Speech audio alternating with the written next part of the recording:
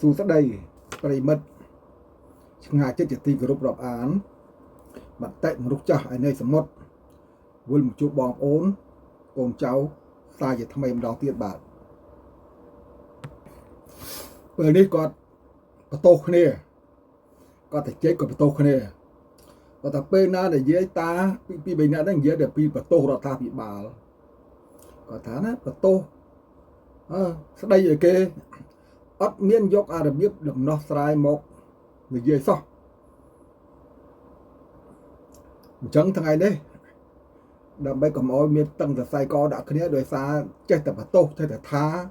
អ្នកធ្វើគឺពិបាកតែនឹងខុសហើយអ្នកធ្វើមិនដូចអ្នកដែលមិនធ្វើទេអ្នកដែលមិនធ្វើមើលទៅទាស់ថាលេខថែកើតបើអ្នកធ្វើគឺចេះតែធ្វើហើយជាប់ទៅលើផ្លូវខុសផ្លូវត្រូវហើយអញ្ចឹងទៅយើងត្រូវមានដំណោះស្រាយខ្លះដើម្បីឲ្យរដ្ឋាភិបាលណែគាត់យកមិនយកយើងនិយាយទៅដើម្បីឲ្យប្រជាជនបងប្អូនលោកស្គាល់លោកដឹងខ្លះថាតើដំណោះស្រាយយ៉ាងម៉េចខ្លះមនុស្សចាស់ហ្នឹងតែមានដំណោះស្រាយបាទអញ្ចឹងបើតែមនុស្សចាស់នឹងដំណោះស្រាយដូចតទៅថ្ងៃនេះតាមួយគាត់ចាំស្ដាប់ហើយគាត់ថាដំណោះស្រាយខ្លះទៅគាត់នឹងចូលចិត្តកុំឲ្យនិយាយតដែលគិតស្ដីបន្ទោសគិតថាអូទៅរដ្ឋាភិបាលអញ្ចឹងគាត់តាមួយគាត់ចេញមុខមកបកស្រាយឬដំណោះស្រាយមាន3យ៉ាងដូចតទៅដំណោះស្រាយទី1គាត់ថាពេលលោកនោះ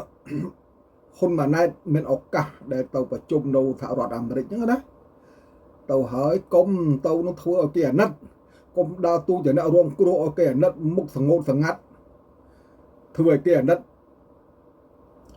កុំធ្វើអញ្ចឹងគឺធ្វើក្លាហានឡើងណាធ្វើជារបៀបពូជដាក់ចំបាំងគាត់ថាណាទៅដល់ទិញហ្មងផុតពីប្រជុំចរចាទិញតាមលទ្ធភាពយើងមានទិញកភ្លើងតូចកភ្លើងទុំឬកប៉ាល់ហោះដែលយើងមានគ្មានលុយបរលឆ្នាំហ្នឹងលុយអុកញ៉ាហ្នឹងមកកាណូហ្នឹងរៃគ្នាទៅតែគ្មានគឺចេញអុកញ៉ាជួយទៅដើម្បីប្រទេសជាតិយើងទិញកភ្លើងតូចកភ្លើងធំអ្វីលទ្ធភាពដែលយើងទិញបានចរចាទិញហ្មងដើម្បីឲ្យ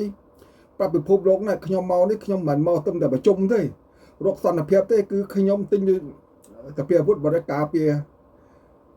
ប្រទេសខ្ញុំក៏ត្រូវមើងងាយប្រកាសអញ្ចឹងណាមកអ្នកអត់មានទៅដល់ធ្វើមុខសងោតសងាប់ទៅធ្វើឲ្យតែគេអាណិតថាជាអ្នករងគ្រោះអត់បានប្រយោជន៍បោចាបិទេអន្តរជាតិគេអត់មានតែដេញអាណិតយើងរឿងជនរងគ្រោះគឺ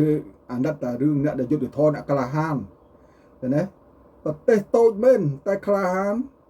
អាចប្រទេសធំមិនហ៊ានដែរមិនហ៊ានវាយមិនហ៊ានដណ្ដើមមិនហ៊ានដូចថៃដើម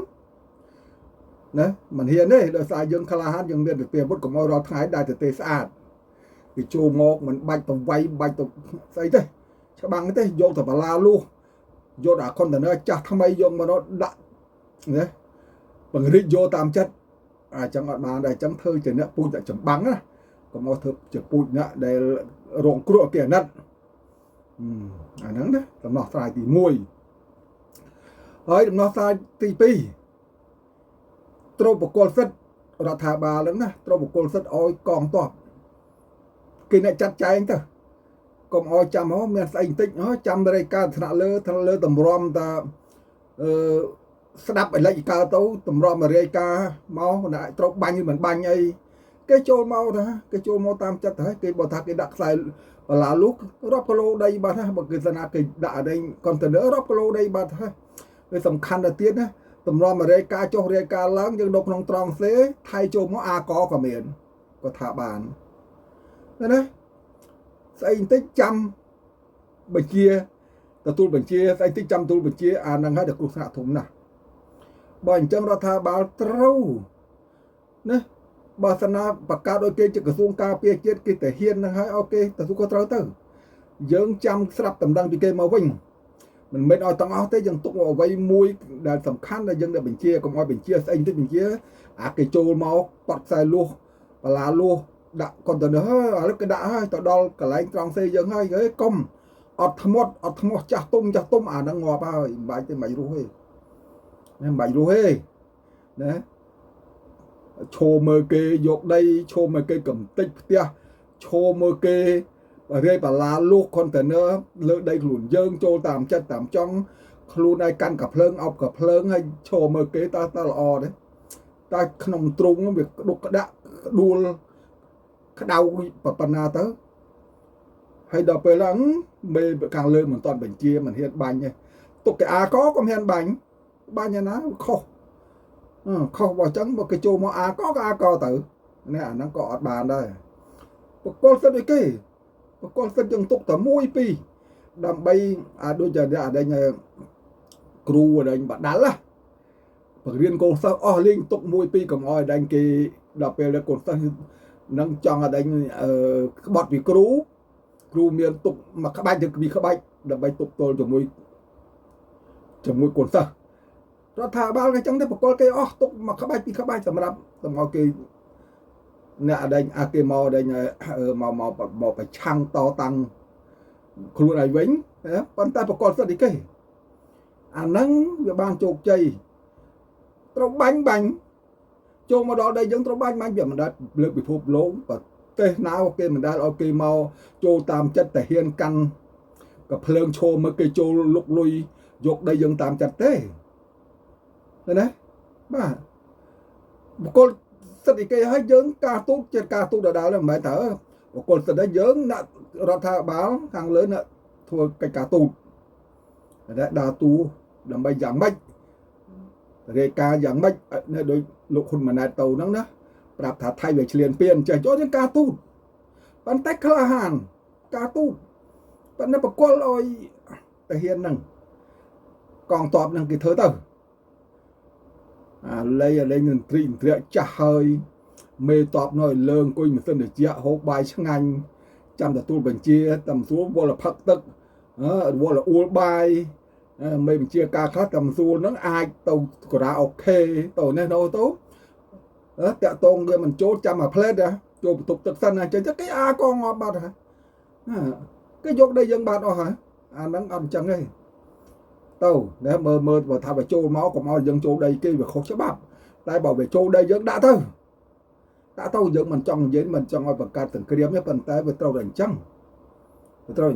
ណែមកប្លន់យកទឹកដីយើងចូលមិនដាល់អោបកាភ្លើងចាំមើលសម្បត្តិទឹកភ្នែកទេអាហ្នឹងអញ្ចឹងអាហ្នឹងចំណុចទី2ហើយចំណុចទី3គឺសំខាន់ណាស់ទៀតអាហ្នឹងចំណុចទី3អាហ្នឹងក៏ឲ្យដំណោះស្រាយអញ្ចឹង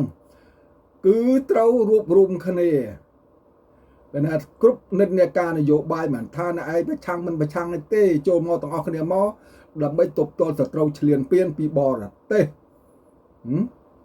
ហើយត្រូវដោះលែងសំខាន់ដោះលែងនយោបាយអ្នកដែល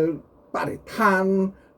ព័ត៌មានសារព័ត៌មានអីដែលជាប់គុកប្រមាណហ្នឹងមេបៈអីអស់ហ្នឹងដូចគឹមសខាសេងធារីអីហ្នឹងដល់ពិភពលោកគេមើលឃើញហើយការទូតហ្នឹងឯងស្រួលគេដឹងថាអូនេះគេប្រកាន់លទ្ធិប្រជាធិបតេយ្យគេកែតម្រែតម្រង់តម្រឹមត្រឹមអស់ប្រគេតាឃើញណាដោះលែងហើយមកពូដៃគ្នាតែប្រឆាំងគឺប្រឆាំងតែពូដៃគ្នាដើម្បីការពារប្រឆាំងមួយខ្មាំងសត្រូវហើយឈប់ចាប់ឈប់ចងអ្នកដែលនិយាយនឹងការខុសអីជាមួយយើងកុំចាប់ចង